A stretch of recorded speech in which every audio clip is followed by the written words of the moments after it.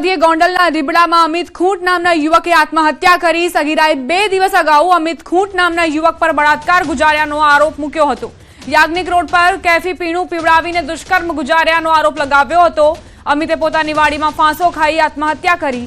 આત્મહત્યા મામલે રાજકોટ ગ્રામ્ય પોલીસ દ્વારા તપાસ શરૂ કરાઈ। તપાસમાં ખુલ્યું છે કે અમિત ખૂંટે વાડી નજીક ઝાડની ડાળી પર ફાંસો ખાઈને આપઘાત કર્યો અને ઝાડ પાસે ચંપલ અને ડાળી પર 2 પ્લાસ્ટિકની થેલી પણ મળી છે।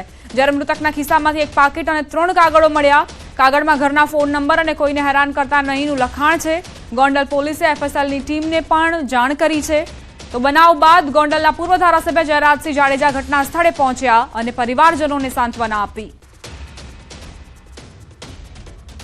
રીબડામાં અમિત ખૂંટ નામના વ્યક્તિ જેની ઉપર આરોપ લગાવ્યો હતો એક સગીરાએ કે કેફી પીણું પીવડાવીને તેની પર દુષ્કર્મ ગુજાર્યો છે અમિત ખૂંટે।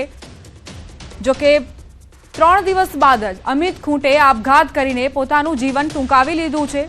તેના ખિસ્સામાંથી એક સુસાઇડ નોટ પણ મળી છે જેમાં કોઈને પણ હેરાન ન કરતા તેવું લખાણ લખાયેલું જોવા મળી રહ્યું છે। પોલીસ અત્યારે તપાસ કરી રહી છે કે આખરે શું ઘટનાક્રમ બન્યું હતું કે અમિતે આ પ્રકારનું પગલું લીધું। રીબડામાં અમિત ખૂંટ નામના યુવકનો આપઘાત, પરિવારજનો ઘેરા આઘાતમાં ધકેલાઈ ગયા છે।